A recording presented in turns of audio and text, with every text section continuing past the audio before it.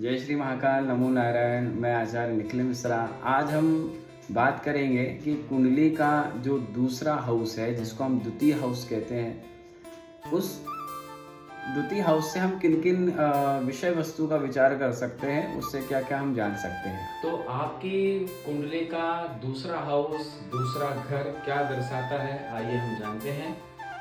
देखिएगा, ये लग्न पत्रिका है। एक पत्रिका आप देखते हैं तो ऐसे रहती है, कुंडली बोलते हैं। ये पहला हाउस, जिसको हम पहला घर कहते हैं, इसके बारे में हम चर्चा कर चुके हैं।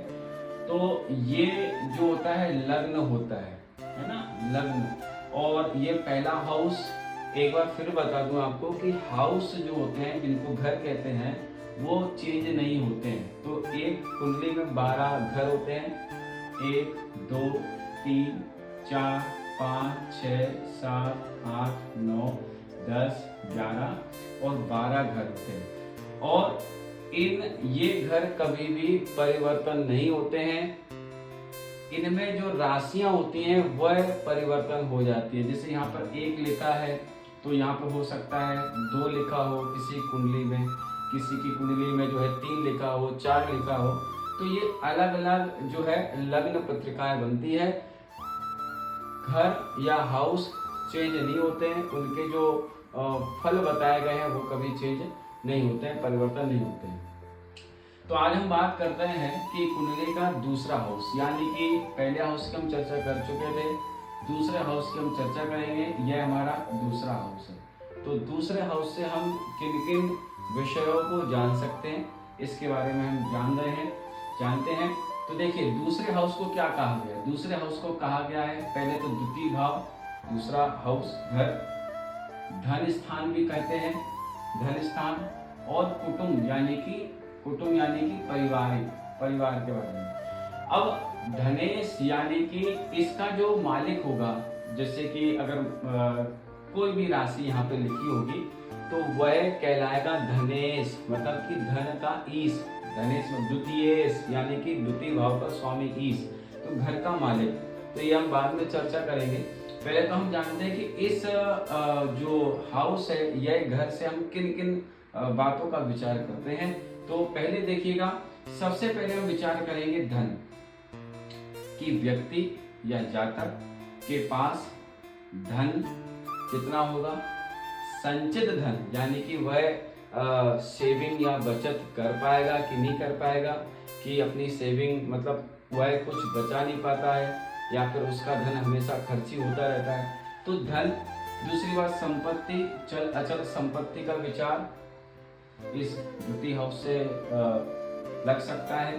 संपत्ति, संचित धन, यहाँ पर परिवार के द्वारा उसे अपने पितरों के द्वारा, पूर्वजों के द्वारा, है ना, जो भी पारिवारिक धन उसको जो मिलता है, पैतृक संपत्ति जिसको हम बोलते हैं, उस आदि विषयों का विचार हम इस हाउस से हम कर सकते हैं। दूसरा है परिवार या पारिवारिक सुख दुख। देखिएगा, इस हाउस को, इस घर को कुटुंब का भाव कहा गया है।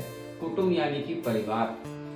तो व्यक्ति क्या परिवार वालों के साथ रहेगा, अपने परिवार में रहेगा, या परिवार किसी कार्य के चलते, काम, नौकरी या फिर किसी बिजनेस के चलते अपने परिवार से दूर रहेगा, या अपने परिवार में ज़्यादातर समय व्यतीत कर पाएगा, नहीं कर पाएगा।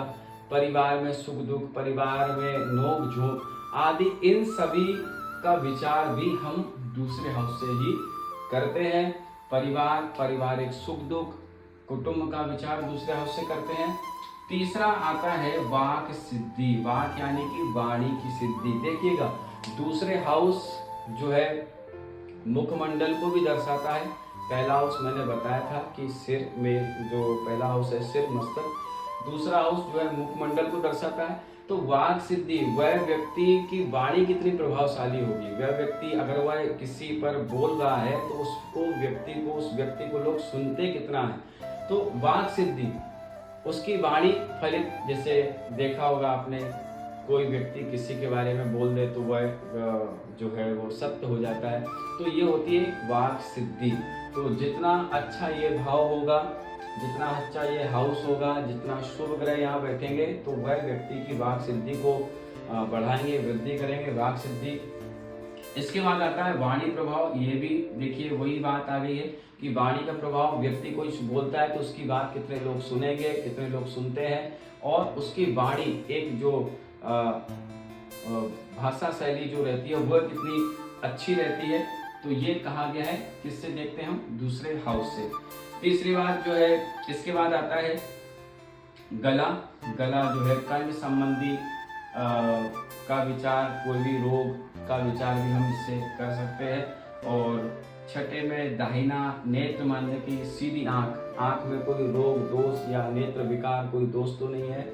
तो इन सभी का विचार हम यह दूसरे हाउस से करते हैं। यह कहा गया है कुटुंब का स्थान।